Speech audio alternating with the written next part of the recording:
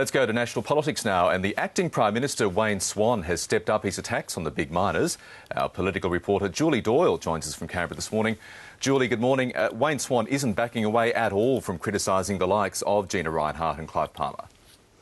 No, that's right, Michael. He's giving a speech tonight in Melbourne, and he started all this off when he wrote that essay in the Monthly earlier this year where he criticised Gina Rinehart, Clive Palmer and Andrew Forrest for what he described as trying to manipulate public debate and trying to use their wealth to influence public debate for their own vested interests. Now, he addresses that theme again in his speech tonight, and he says that he doesn't regret making that criticism. In fact, he says the only regret he has is that he didn't go hard enough, because he says since he wrote that essay that those three people have proven the case for him in the way that they've campaigned in their own self-interest against the mining tax. He talks about Clive Palmer's threat to stand against him in his seat of Lily. He talks about Andrew Forrest bankrolling a High Court challenge against the mining tax, and he refers to Gina Rinehart's moves on Fairfax. And he also addresses in his speech tonight the idea that he was criticised by some people when he made these comments, and in the essay that he wrote, he says he was criticised and accused of trying to fire up class warfare. And he says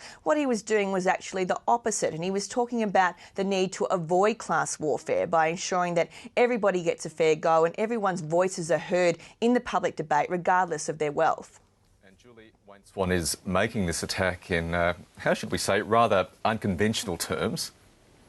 Yes, that's right, Michael. It's a political speech. I haven't read one quite like this before, I'd have to say. Look, a large part of the speech as well talks about where Wayne Swan draws his inspiration. And for him, that inspiration comes from Bruce Springsteen. Now, he says that's not to disparage Australian acts. He's a big fan of Cold Chisel, and he refers in this speech to some of their songs as well, in particular Standing on the Outside. But for Wayne Swan, Bruce Springsteen, the boss, is number one. And he talks about a lot of his songs in this speech.